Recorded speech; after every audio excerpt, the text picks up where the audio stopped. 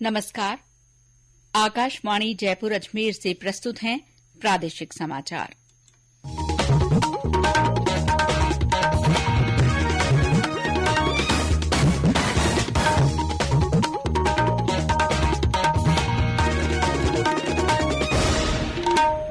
मुख्य समाचार। राज्य में बाल गोपाल और मुख्यमंत्री निःशुल्क यूनिफॉर्म वितरण योजना की शुरूआत। 70 लाख से अधिक विद्यार्थी लाभान्वित होंगे। बीकानेर में आयोजित हो रहे 2 दिन के मेगा जॉब फेयर में पहले दिन 26,000 अभ्यर्थियों ने पंजीकरण कराया। सूचना और प्रसारण मंत्री अनुराग ठाकुर ने कहा, देश के लोक प्रसारक आकाशवाणी और दूरदर्शन हमेशा लोगों के भरोसे पर खरे उतरे हैं। और प्रदेश में तापमान में उतार चढ़ाव का दौर जारी। सिरोही के माउंट आबू में आज 2 डिग्री सेल्सियस तापमान दर्ज किया गया।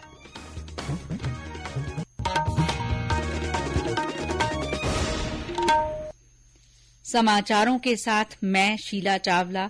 और अब समाचार विस्तार से। मुख्यमंत्री अशोक गहलोत ने आज जयपुर में मुख्यमंत्री निवास से बाल गोपाल योजना और मुख्यमंत्री निःशुल्क यूनिफॉर्म वितरण योजना का शुभारंभ किया। इस दौरान उन्होंने उपस्थित विद्यार्थियों को यूनिफॉर्म वितरित की। श्री गहलोत ने कहा कि सरकारी स्कूलों के विद्यार्थियों द्वारा एक समान यूनिफॉर्म पहनने से विद्यार्थियों के साथ अभिभावकों और समाज में समानता का संदेश जाएगा और विद्यार्थियों का आत्मविश्वास भी बढ़ेगा। श्री गहलोत ने कहा कि हमारा उद्देश्य राजस्थान में साक्षरता दर 90% से अधिक करने के लिए होना चाहिए।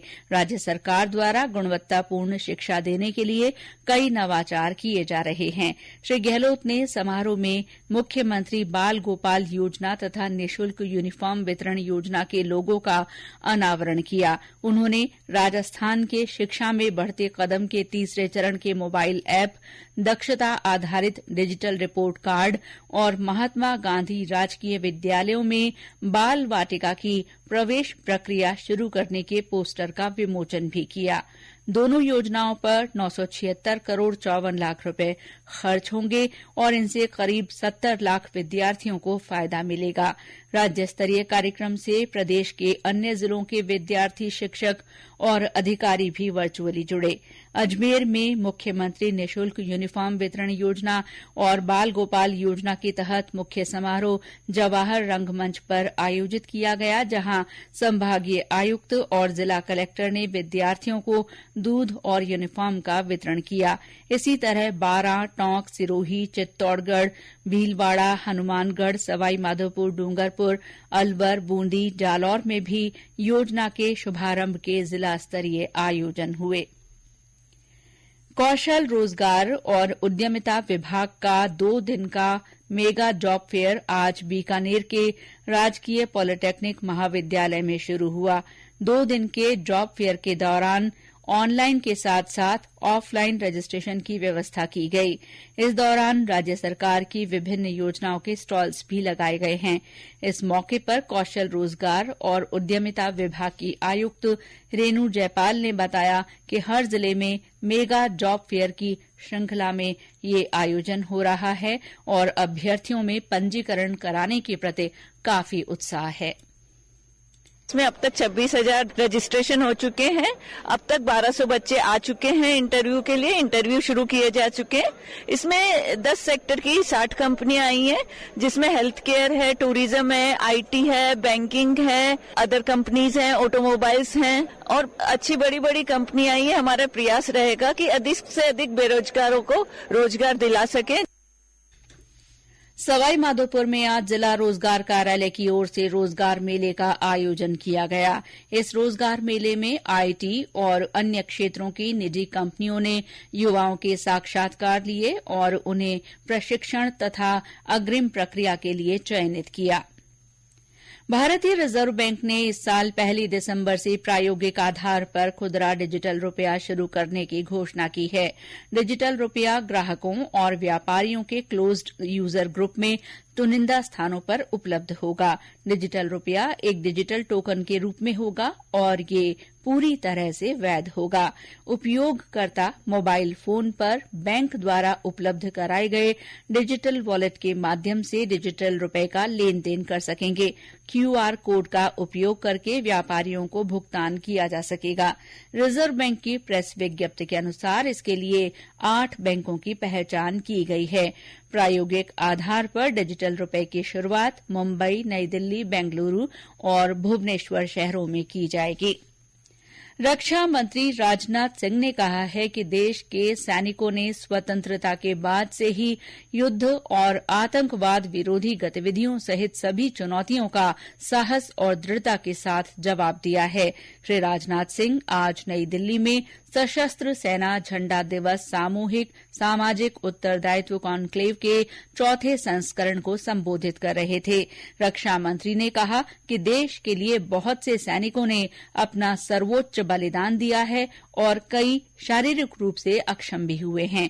उन्होंने कहा कि सेना के जवानों तथा उनके परिवारों की सहायता करना पूरे देश का सामूहिक उत्तरदायित्व है। श्री सिंह ने इस कार्य के लिए सभी से आगे आने और सैनिकों तथा उनके परिवारों का हर संभव तरीके से सहयोग करने का आग्रह किया। रक्षा मंत्री ने लोगों से सशस्त्र सेना झंडा दिवस कोष में स्वेच्छा से योगदान करने की अपील की। श्री सिंह ने निजी क्षेत्र से हर साल बहुत कम उम्र में सेवानिवृत्त होने वाले 60,000 सैनिकों को रोजगार के अवसर उपलब्ध कराने का आग्रह किया।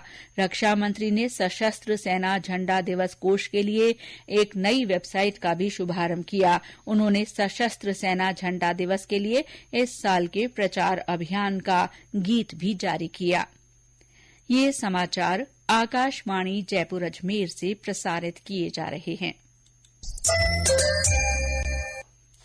सूचना और प्रसारण मंत्री अनुराग ठाकुर ने कहा है कि देश के लोक प्रसारक आकाशवाणी और दूरदर्शन हमेशा से सच के साथ खड़े रहे हैं और लोगों के भरोसे पर खरे उतरे हैं। श्री ठाकुर आज नई दिल्ली में 59वें Asia Pacific Broadcasting Union ABU महासभा और एसोसिएटेड मीटिंग 2022 के उद्घाटन सत्र को संबोधित कर रहे थे।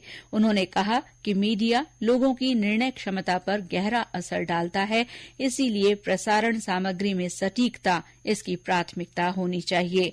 सूचना और प्रसारण मंत्री ने जनता के पास समाचार पहुंचाने से पहले तथ्यों की जांच करने के उद्देश्य से अपने तंत्र को मजबूत करने के लिए आकाशवाणी और दूरदर्शन की सराहना भी की।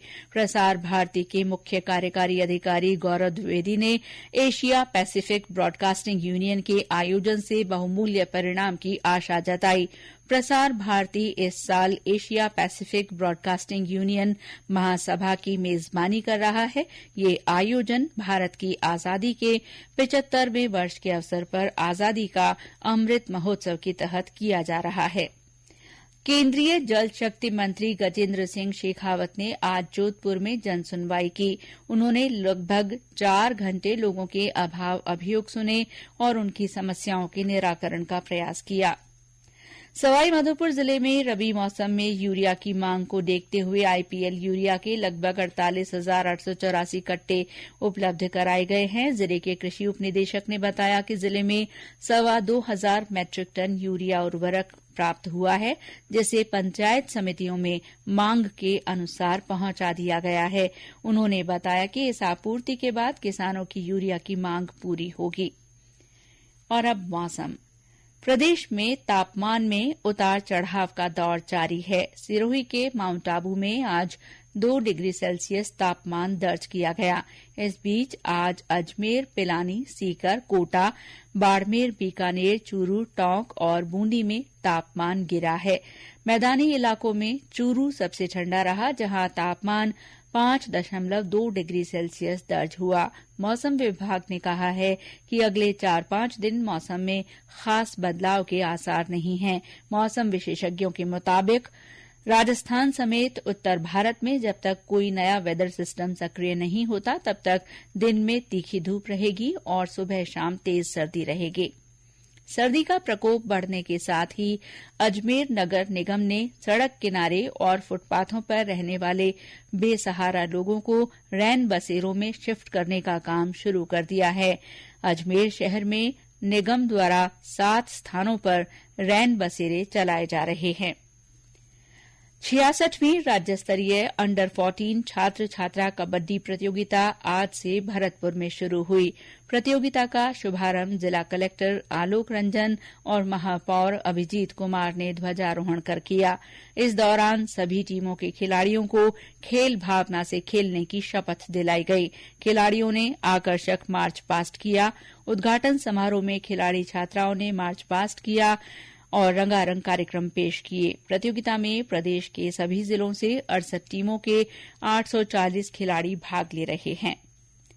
केंद्रीय संस्कृति मंत्रालय और विवेकानंद केंद्र की ओर से आज कोटा में रन फॉर विवेकानंद का आयोजन किया गया। इसमें बड़ी संख्या में युवाओं ने हिस्सा लिया। हाथों में तिरंगा थामे युवाओं ने स्वामी विवेकानंद के विचारों को बढ़ाने की शपथ ग्रहण की। कोविड से बचाव के लिए नाक से दिए जाने वाले दुनिया के पहले टीके इनकोवैक को भारतीय औषधि महानियंत्रक ने कोविड बूस्टर खुराक के रूप में मंजूरी दे दी है। विज्ञान और प्रौद्योगिकी मंत्री डॉ जितेंद्र सिंह ने इस टीके के विकास और डीसीजीआई की मंजूरी प्राप्त करने के लिए डॉ राजेश गोखले के नेतृत्व में जैव प्रौद्योगिकी विभाग को बधाई दी है। और अंत में मुख्य समाचार एक बार फिर।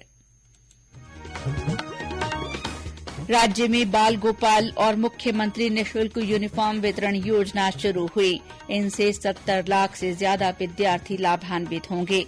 बीकानेर में आयोजित हो रहे 2 दिन के मेगा जॉब फेयर में पहले दिन 26,000 अभ्यर्थियों ने पंजीकरण कराया।